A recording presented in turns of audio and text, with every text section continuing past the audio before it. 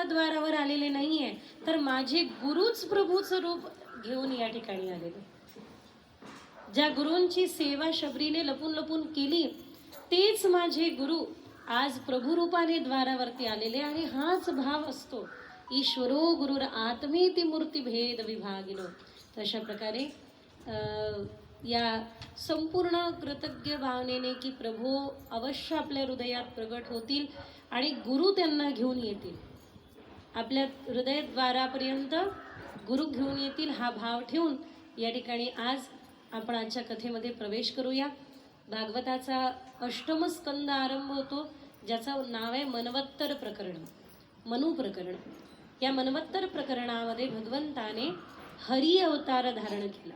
आणि तो हरी अवतार म्हणजे का, तर पापानी दुःखानी क्लेशानी हरयती इति हरी. भगवंताच्या हरिनामाचा आधार घ्यायला पाहिजे, म्हणून माऊलींनी हरिपाठ करायला सांगितला. हरी हरी हरी. किती वेळा हरी हा शब्द हरिपाठामध्ये आलेला आहे, कारण उच्चार करून बघा, हरी हरी हरी हरी. हरी नामाचा उच्चार केल्यानंतर प्रत्येक शब्दाचा आपल्यावर काही ना काही परिणाम होत असतो. बघा, एखाद्या ठिकाणी सगळे अत्यंत शांत बसले आणि कोणी अपशब्द बोललं, ए मूर्ख, अपशब्द बोललं, तर समोरचा व्यक्ती विचार करतो, अरे असं मला का म्हटलं, कारण काय म्हणण्याचं. एक नकारात्मक शब्द जर का एवढा परिणाम करतो, तर एक सकारात्मक शब्द किती परिणाम करत असेल. जर नकारात्मक शब्दांचे परिणाम होतात, तर अनादिकालापासून आलेला सकारात्मक शब्द अवश्य परिणाम करतो करतो करतो. हरी हा शब्द, ह म्हणजे कुठेतरी प्राणवायू उत्थान री द्वारे करतो. एखादा आजारी असेल तो असा कणतो, ह ह ह, त्याला बरं वाटत असतं ह ह म्हणताना. आणि उत्थान प्राणवायू करतो तो री म्हटल्यानंतर. काही शब्द उष्ठव्य असतात, काही दंतव्य असतात. हरी हरी हरी हरी हरी हरी. मीच म्हणते, मीच, मलाच उद्धाराचं आहे, तुम्ही म्हणूच नका. आमच्या विदर्भात म्हणतात की सगळं उधळ तुम्हालाच दिलं, तुम्हीच म्हणायचं काय म्हणायचं ते. तुम्हाला बोलवलंय नाही ते म्हणायला, मग तुम्ही म्हणायचं हरी हरी हरी हरी म्हणा रे सकाळ. हरी हरी हरी म्हणा रे सकाळ. हरी हरी तुम्ही म्हणा रे सकाळ. हरी हरी तुम्ही म्हणा रे सकाळ. तेने माया जाळ, तेने माया जाळ तुटतील. हरी मोठे म्हणा, हरी मोठे म्हणा, हरी मोठे म्हणा, हरी मोठे म्हणा.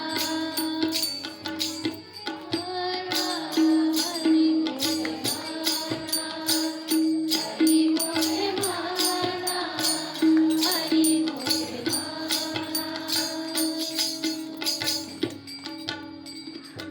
तर तेने माया जाळ तुटतील हरी मुखे म्हणा. बेटा, इथे झी जो टॉकीजची शूटिंग नाही काही, तू पूर्ण भजन म्हणू शकते. ते म्हणतात 2च कडवे म्हणा, 1च कडवं म्हणा, एवढंच म्हणा, एवढं टेक घ्या. इथे काही काळजी नको. आईसाहेब तर काल मातोश्री म्हणत होत्या, सगळ्यांना थोड्या वेळ बोलायचं, सगळ्या मुलींनी थोडं प्रवचन करायचं. म्हटलं बरे, आईने आशीर्वाद दिला मग बोलायला तरी लागते. सांगण्याचं तात्पर्य हे की तेने माया जाळ तुटतील. अतिशय गोड प्रमाण अयोध्यात आईने दिलं. एकदा जोरदार टाळ्या वाजवा. ती काल आईंसमोर बोलली देखील खूप छान नामाविषयी.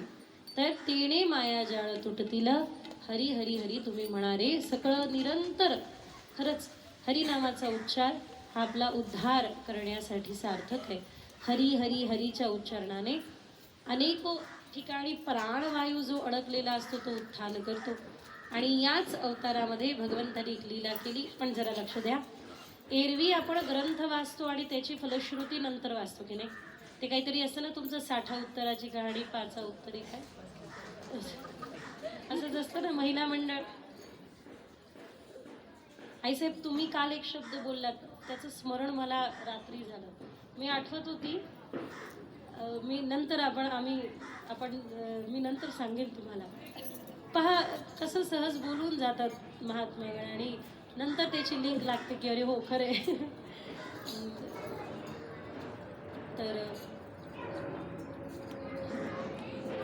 गोपाल कृष्ण भगवान की.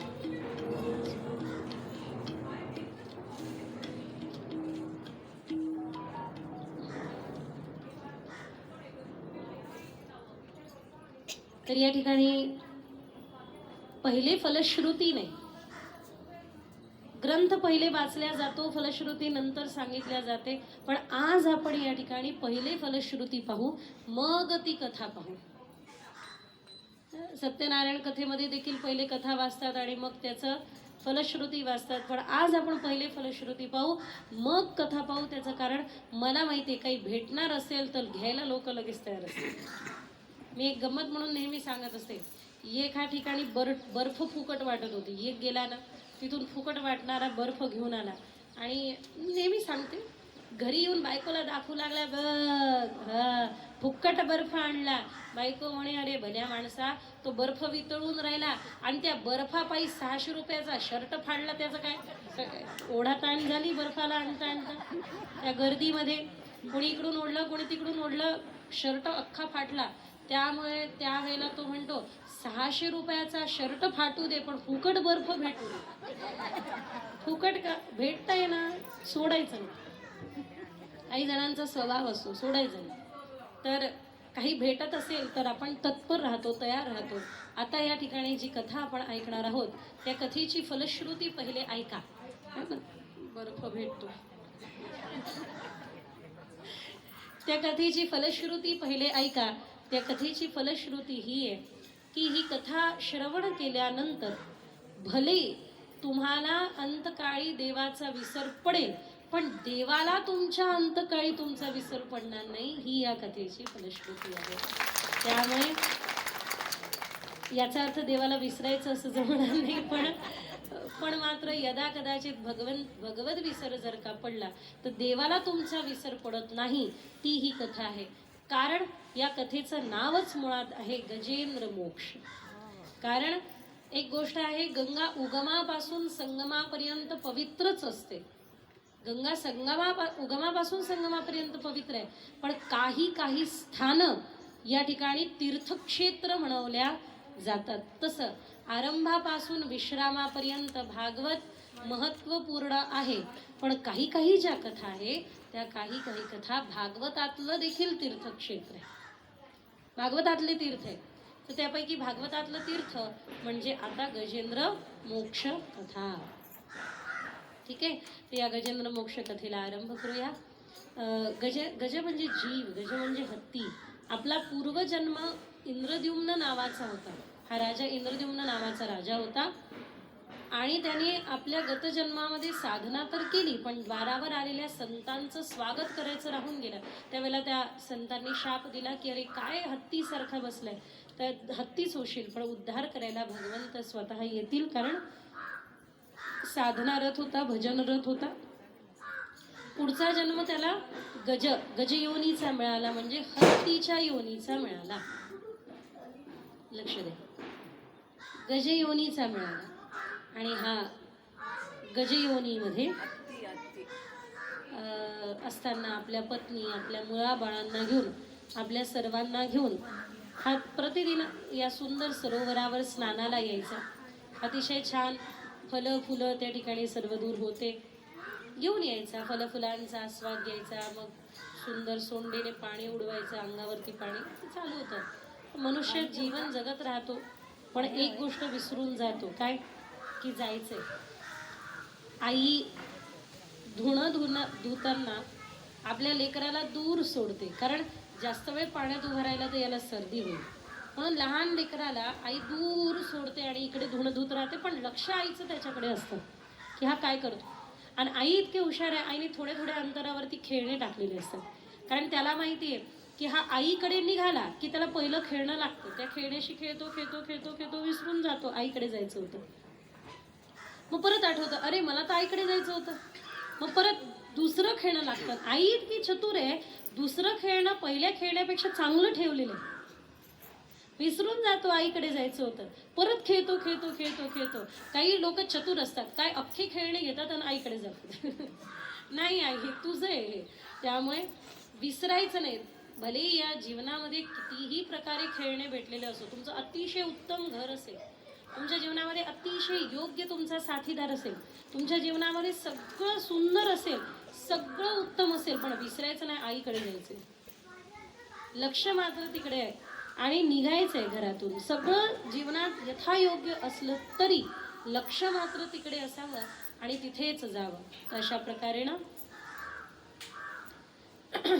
गजेंद्र स्नान करत होता, सोडलेले पाणी अंगावरती उडवत होता, इतरांच्याही अंगावरती उडवणं सुरू होतं. आणि हे सगळं सुरू असताना त्या ठिकाणी एका काळरूपी मगर, त्या काळरूपी मगराने गजेंद्राचा पाय पकडला. स्वतःला सोडवण्याचा पहिले प्रयत्न केला, मुलं बाळ पत्नी सगळ्यांनी प्रयत्न केला, पण काही केल्या सुटेना, काही केला तो पाय निघेना. शेवटी पत्नी सोडून साथ निघून गेली. विचार करते, हा तो मरीन, आपल्याला घेऊन मरीन. असंच असतं. देह हे काळाचे, धन कुबेराचे, येथे मनुष्याचे काय आहे. ते एक भजन आहे, इससे तो आगे भजन ही है साथी, भजन के बिना नर अकेला रहेगा, जीवन ये 2 दिन का मेला रहेगा, कायम ये जग का झमेला रहेगा, साथी है मित्र बिंदु के केवल स्मशान तक. नाही का, पत्नी द्वारापर्यंत, नातेवाईक स्मशानापर्यंत, मुलगा चितेपर्यंत, आणि तिथून पुढचा प्रवास अंतिजाशी एकटल्या प्राण्या माझे माझे म्हणून नाही रे नाही रे नाही कुणाचे कुणी. हे माहिती आहे बरं आपल्याला, सगळं माहिती आहे आम्हाला, सगळं माहिती आहे. तरी मात्र संग्रह, जो संग्रह तुम्ही करत आहात, लोकसंग्रह असेल किंवा धनसंग्रह असेल, जो संग्रह करत आहात तो विषाद होऊन जाईल आणि जे वाटाल ते प्रसाद भरून जाईल. आम्ही आज ताईंकडे गेलो होतो, तर त्या ताई सांगत होत्या की आईंकडे येणं म्हणजे आमचं माहेर आहे. कधीच आई विनमुख पाठवत नाही, कधीच नाही. कधीच असं वाटतं माहेरपेक्षा जास्त प्रेम या ठिकाणी मिळतं. आणि त्याचं कारण एक मात्र हे, त्याचं कारण एक मात्र हे की एक गोष्ट मात्र नक्की, या जन्माची पुंजी तुम्हाला आई वडिलांकडून भेटेल, पण जन्मजन्मांतरीची पुंजी गुरुच एक मात्र तुम्हाला देऊ शकतो. एक मात्र गुरु देऊ शकतो. ठीक आहे, अन्नाचा घास आई खाऊ घालेल, पण जन्मजन्मांतरीची तृष्णा आहे ना, ती तृष्णा फक्त त्या घासाची नाही, त्या घासाबरोबर असलेल्या वात्सल्याची आहे. वात्सल्य म्हणजे काय, जो जसा आहे तसा त्याचा स्वीकार करणे आणि त्याला जसं व्हायला पाहिजे तसं त्याला बनवणे, हे फक्त गुरुच करू शकतात. त्यामुळे आईने लाख तुम्हाला खाऊ घालो, पण पोटामध्ये जागा अर्धवट राहते. पण गुरुच्या हातून, संतांच्या हातून थोडं जरी खाल्लं, थोडं जरी पिलं, तरी असं वाटतं की बस तृष्णा मिटली, प्यास तहान तृप्त झाली, अजून काय पाहिजे. कळतंय का मी काय सांगितलं? तुम्हाला कळेल चांगल्या प्रकारे, कारण तुम्हाला ते भेटतंय ना. त्यामुळे तुम्हाला कळेल, रिलेट कराल तुम्ही ती गोष्ट स्वतःबरोबर. त्यामुळे या ठिकाणी ज्या वेळेला पत्नी सोडून गेली, पोरं बाळं सोडून गेले, आता मिळाला एकांत. खरंच किती गोड शब्द आहे हा एकांत. एकामध्ये अंत, आपुला तो एक देव करुणी घ्यावा, तेणे विन जीवा सुख नोय. आम्ही एकाचेच, आम्ही त्याचेच. मी लाख दुनियेला चरण पकडत असेल, पण मात्र माझ्या भावनेमध्ये एकच, माझे गुरु. माझे गुरु या रूपाने मला सुख देत आहेत, माझे गुरु या रूपाने मला प्रेम देत आहे, माझे प्रभू या रूपाने माझ्याशी बोलताय, मला मार्ग दाखवताय. प्रत्यक्ष शरीर रूपाने प्रत्येक वेळेला गुरु सोबत राहू शकत नाही, म्हणून या रूपाने माझे गुरु माझ्या पुढे येतात. आणि ज्या वेळेला एकांत मिळाला, आपुला तो एक देव करून घ्यावा, तेने विन जीवा सुख नव्हे. इंद्र, चंद्र, सूर्य सगळे आकाशामध्ये उभे होते. पण तुम्हाला माहिती आहे, गजेंद्र मोक्ष प्रार्थना जी आहे, ओम नमो तस्मै येत चिदात्मकम पुरुषाय दिबीजाय परेशाय धीमहि, ही पूर्ण गजेंद्र मोक्ष प्रार्थना, एकही देवाचं नाव तिथं तुम्हाला भेटणार नाही. पण मात्र हृदय जे आहे ते कोणाचं आहे?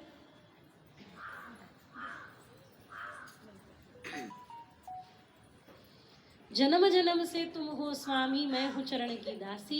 एक मात्र हे गोविंद, हे ठाकूरजी तुम्हीच यायचं.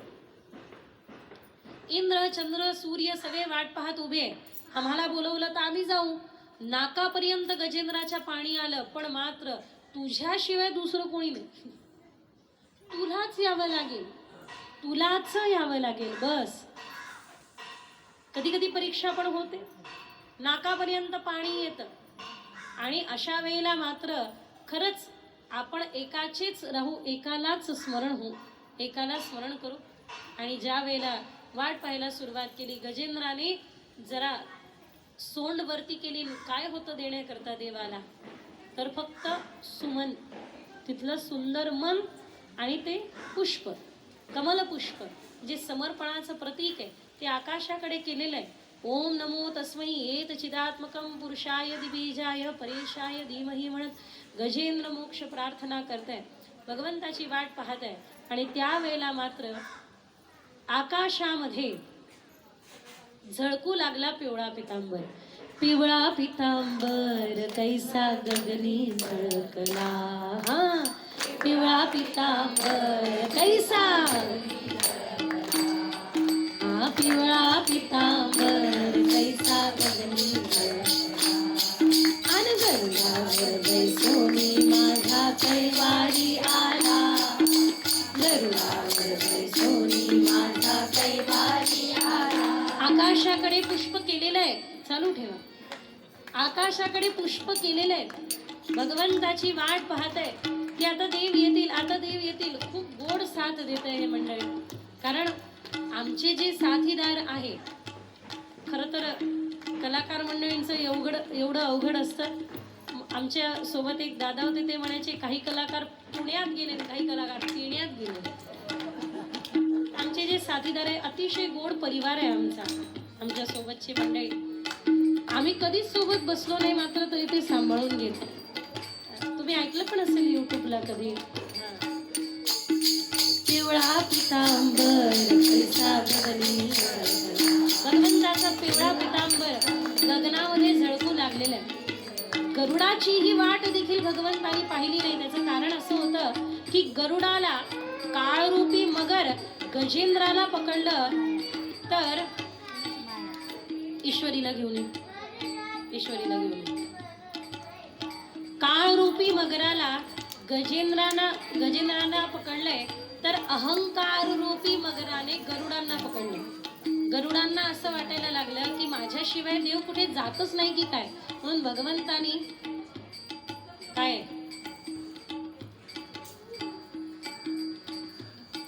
टीव्ही चालू आहे घरात, एक बोट गरुडावर ठेवलं. भगवंत म्हणताय उडा. आणि ज्या वेळेला उडायला लावलं त्यावेळेला मात्र उडता येईना. पंख फडकवून पाहिले पण फडकता येईना. मग लक्षात आलं काय, जरी पंख माझे असले तरी भरारी घेण्याचं सामर्थ्य एक मात्र भगवंताचं आहे. गरुडाला भगवंताचं होण्या वाचून अहंकार रूपी मगराने पकडलं, गजेंद्राला भगवंत होण्या वाचून काळरूपी मगराने पकडलं. तुम्हाला आम्हाला कोणत्या मगराने पकडले नाही का? आपलाही आपण मगर पाहावा ना, रागाच्या, द्वेषाच्या, कामाच्या, क्रोधाच्या नेमक्या कोणत्या मगराने आपल्याला पकडले ते एकदा पाहावं आणि मग आपण आपली सोडवण करून द्यावी.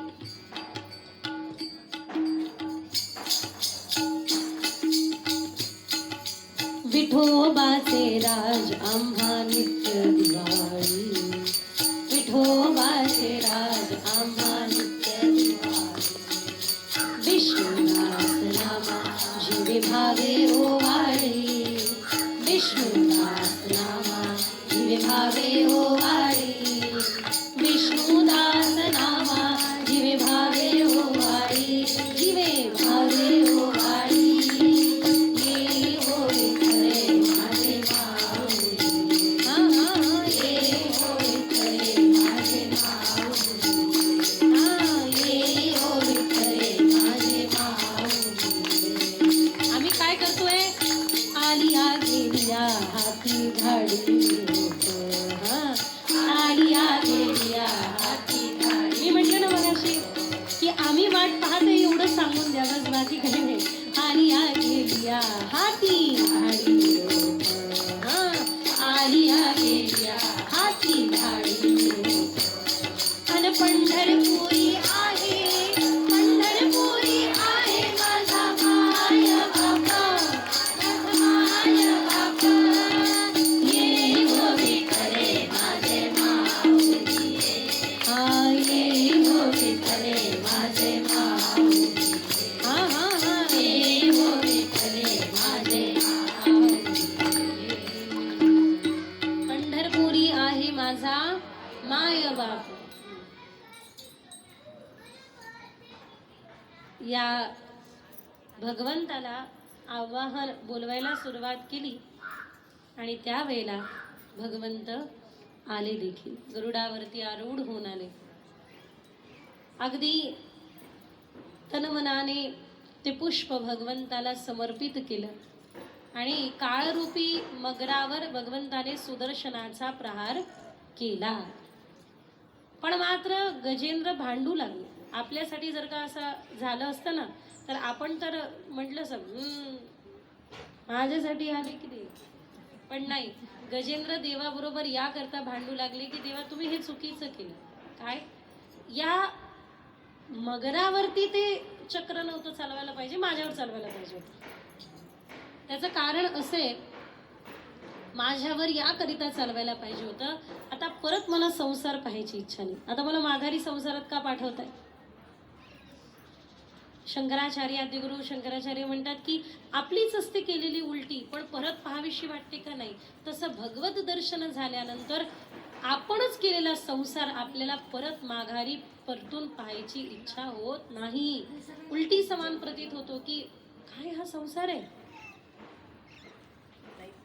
एकदा का ब्रह्मानंदाची गोडी लागली, एकदा का देवाची गोडी लागली की तो संसार नकोसा वाटतो, नकोसा वाटतो. आणि म्हणून उपाय काय? तर उपाय एकच.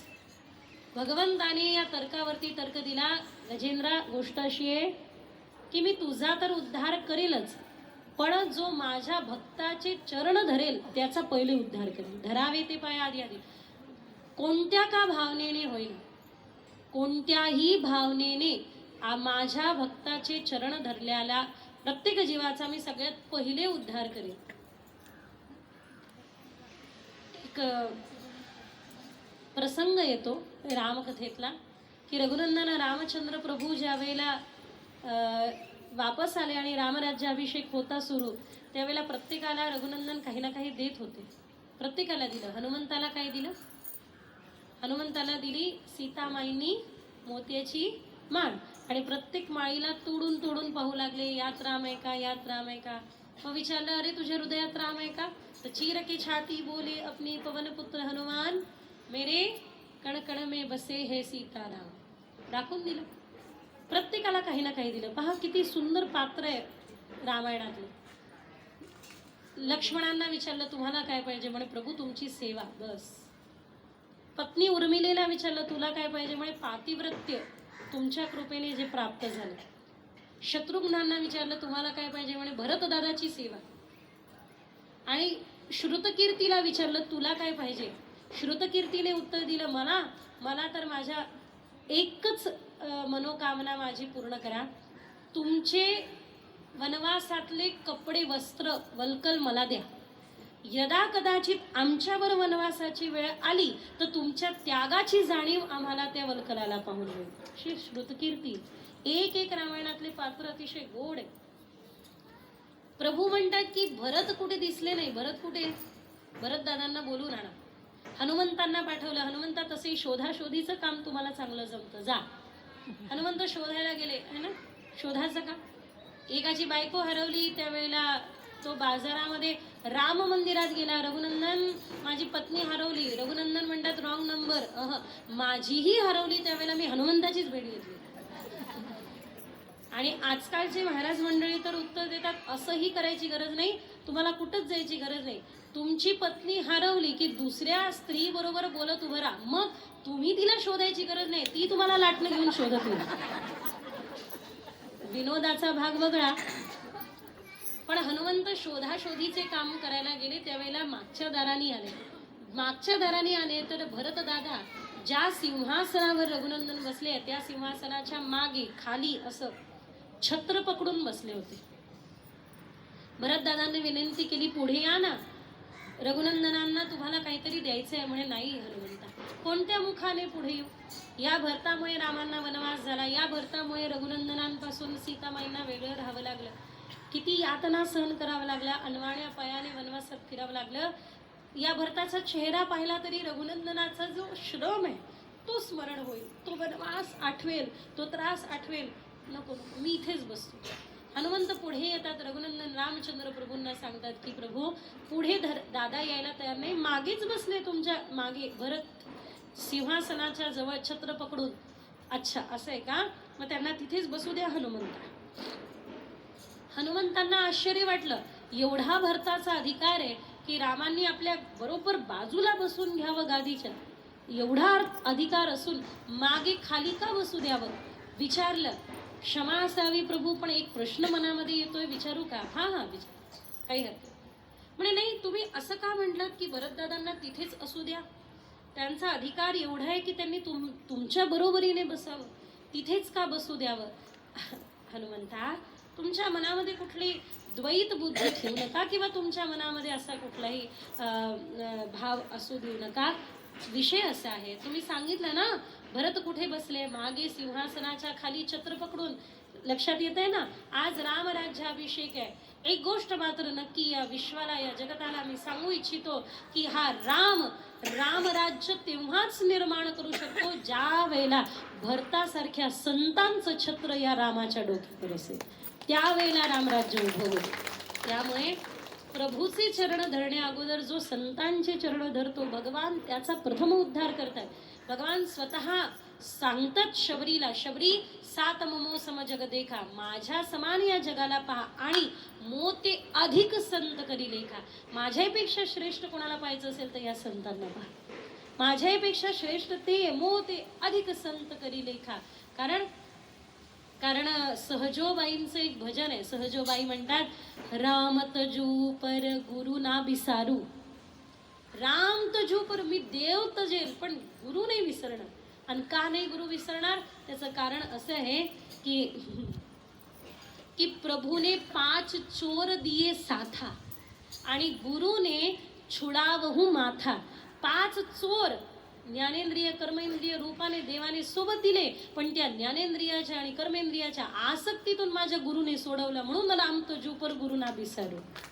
त्या चोरांना तर देवाने दिलं. हे 5 चोर काम क्रोध मत्सराचे देवाने दिले, देवाने चोर दिले, पण त्यापासून सोडवलं माझ्या गुरुनी मला. म्हणून प्रभूंना विसरेल पण गुरुला विसरणार नाही. अशा प्रकारे गुरूंची महती, संतांची महती संपूर्ण विश्वाने गायली, प्रभूंनी स्वतः गायली. त्यामुळे या ठिकाणी ज्या वेळेला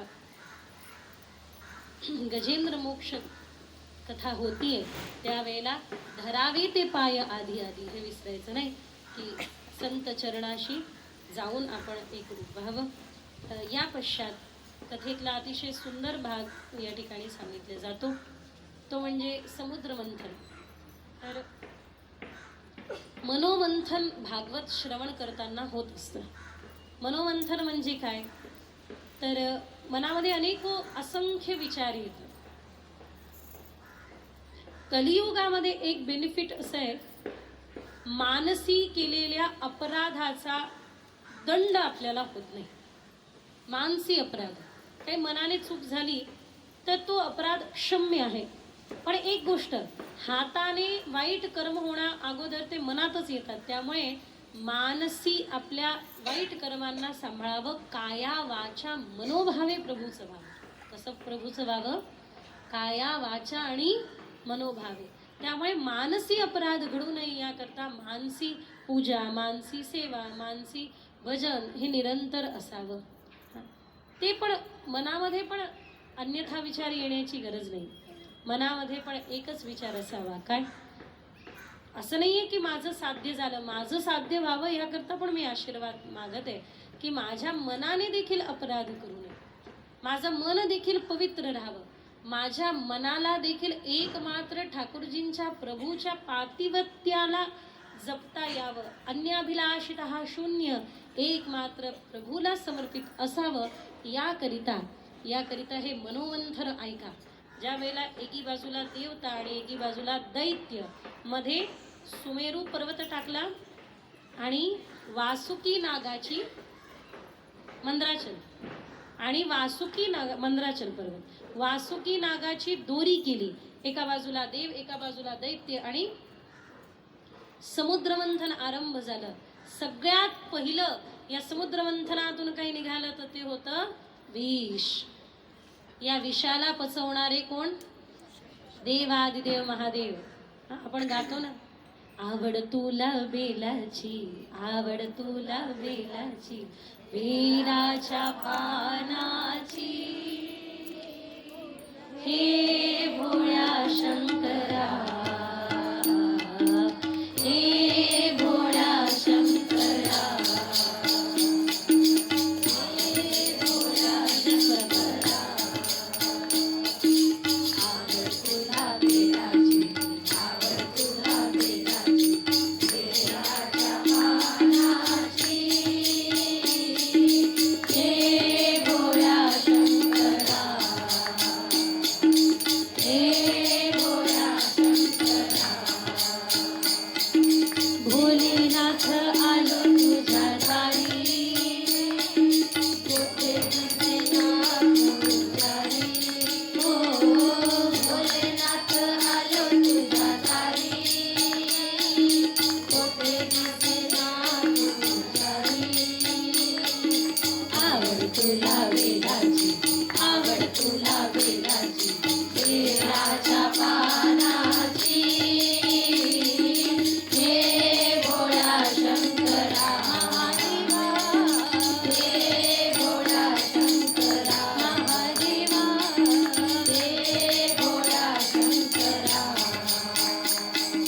त्रिशूळ डमरू हाती, संदेशाचे पार्वती, हो त्रिशूळ डमरू हाती, संदेशाचे पार्वती, आवड तुला बेलाची, आवड तुला बेलाची, बेलाच्या पानाची, हे भोळ्या शंकरा, हे भोळ्या शंकरा महादेवा, हे भोळ्या शंकरा. बोला नमः पार्वती पतये हर हर महादेव, हर हर महादेव, हर हर महादेव. भोलेनाथ आलो तुझ्या द्वारी, कोठेही दिसेना पुजारी, आवड तुला बेलाची. काय महिला मंडळांच्या भजनांचे आनंदच काय वेगळे. एका ठिकाणी गवळण गात होते, गवळण गात होते, शब्द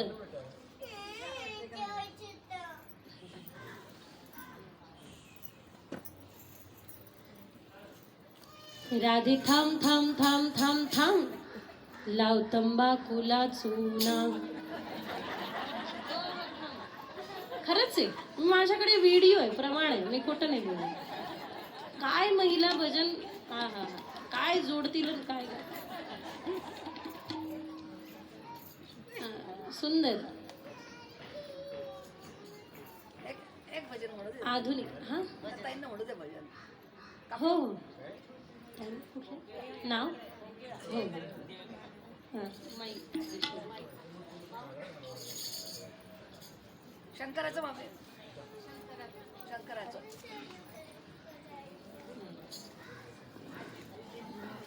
ताई त्याला शंकराचं म्हणता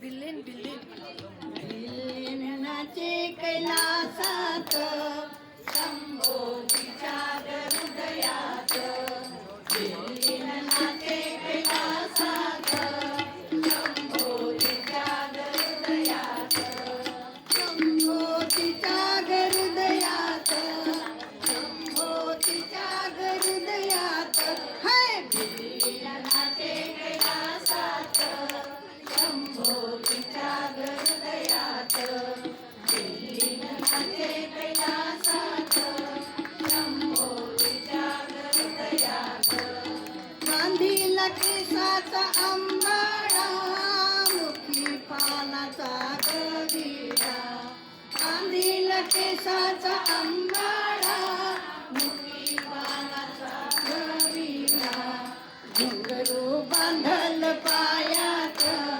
शंभोजीच्या हृदयात घुंगरू बांधल पायात शंभोजीच्या हृदयात हे दिल्लीन नाचे कैलासात शंभोजीच्या हृदयात दिल्लीन नाचे कैलासात शंभोजीच्या हृदयात नेसली साडी उपराठी चोळी घातली दरी काठी नेसली साडी उपराठी चोळी घातली दरी काठी चमकी चमके नाकात शंभोजीच्या हृदयात चमकी चमके नाकात शंभोजीच्या हृदयात दिल्लीन नाचे कैलासात शंभोजीच्या हृदयात दिल्लीन नाचे कैलासात शंभोजीच्या हृदयात पाहून तिच्या रूपाला सदाशिव तो भाबुरला पाहून तिच्या रूपाला सदाशिव तो भाबुरला हात धरून हातात नाचू लागले तालात हात धरून हातात नाचू लागले तालात हे दिल्लीन नाचे कैलासात शंभोजीच्या हृदयात दिल्लीन नाचे कैलासात शंभोजीच्या हृदयात मने गिरिजा संत पुना बोल जोगड्या दुरुना मने गिरिजा संत पुना बोल जोगड्या दुरुना हाती येतील बाहेरुना घेतील तुझा किरे प्राण कधी येतील बाहेरुना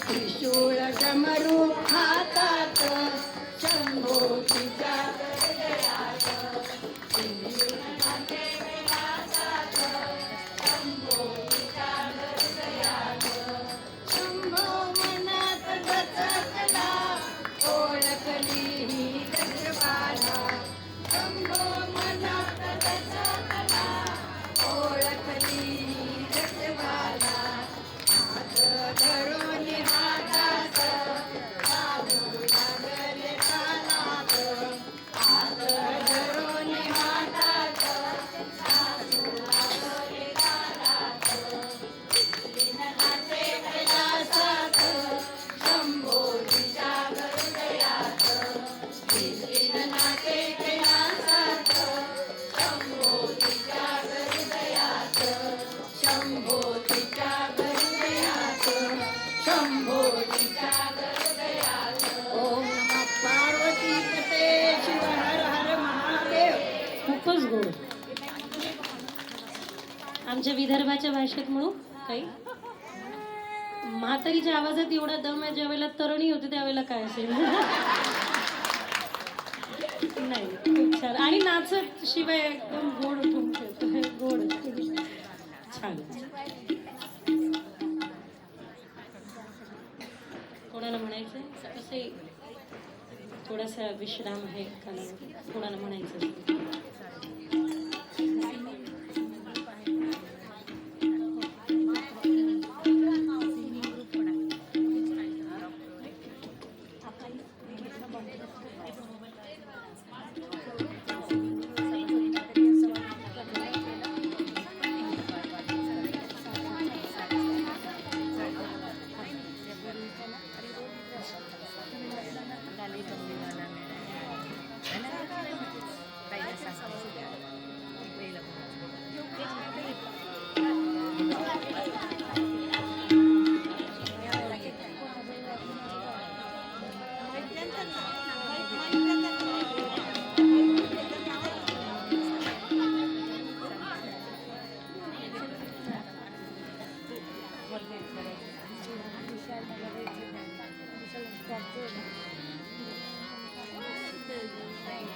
त्यावेळेस चांगलं मनावर घेतलं.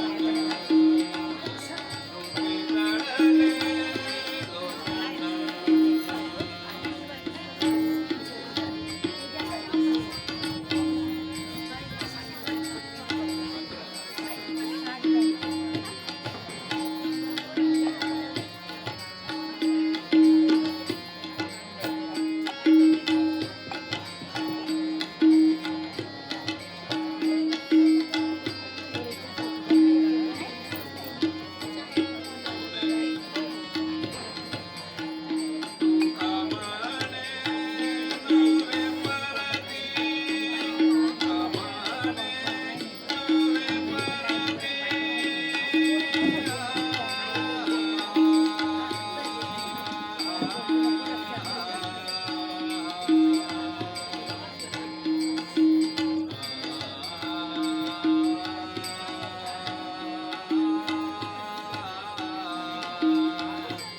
साडी नेसली.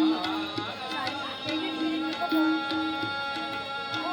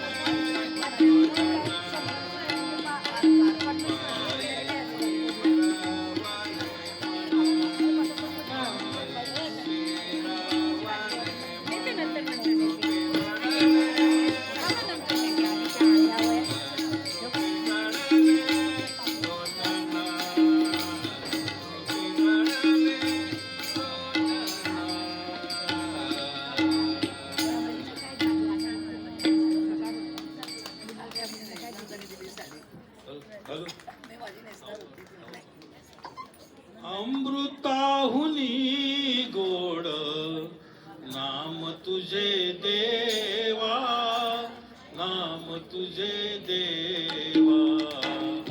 अमृताहुनी गोड नाम तुझे देवा, नाम तुझे देवा. मन माझे केशवा, मन माझे केशवा. काबान घे, काबान घे. अमृताहुनी गोड नाम तुझे देवा, नाम तुझे देवा. सांग पंढरी राया काय करूयासी, सांग पंढरी राया काय करूयासी. का रूप ज्ञानासी नाये तुझे, का रूप ज्ञानासी नाये तुझे. अमृताहुनी गोड, अमृताहुनी गोड नाम तुझे देवा, नाम तुझे देवा. अमृताहुनी गोड नाम तुझे देवा, नाम तुझे देवा. कीर्तनी बैसता निद्रे नागरीले, कीर्तनी बैसता निद्रे नागरीले. मन माझे गुंतले विषय सुखा, मन माझे गुंतले विषय सुखा. अमृताहुनी गोड नाम तुझे देवा, नाम तुझे देवा. अमृताहुनी गोड नाम तुझे देवा, नाम तुझे देवा. हरिदास गर्जती हरिनामाच्या कीर्ती, हरिदास गर्जती हरिनामाच्या कीर्ती. नये माझे चित्ती कामा मने, नये माझे चित्ती नामा मने. अमृताहुनी गोड नाम तुझे देवा, नाम तुझे देवा. मन माझे केशवा, मन माझे केशवा. काबान घे, काबान घे.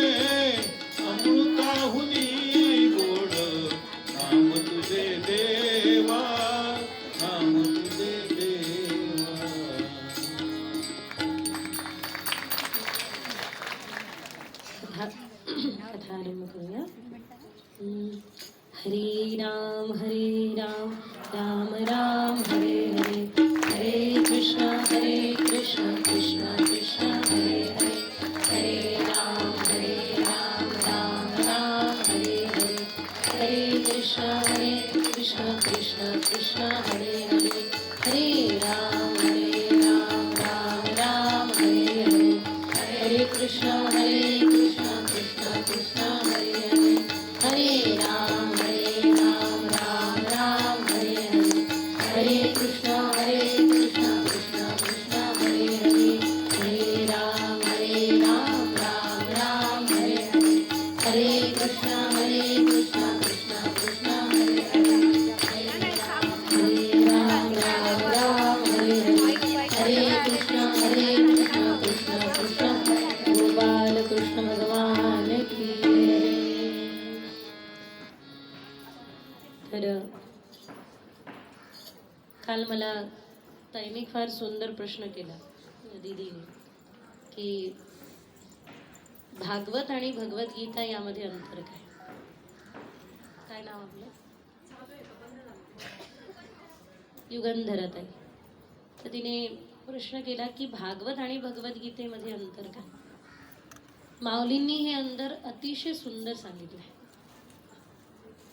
माऊलींच्या भाषेमध्ये पाहायचं झालं तर ज्या वेळेला अर्जुनाला वाटलं मी मारणारा आहे, त्यावेळेला भगवद्गीतेचा उदय झाला हे सांगण्याकरता की अर्जुना तू मारणारा नाही.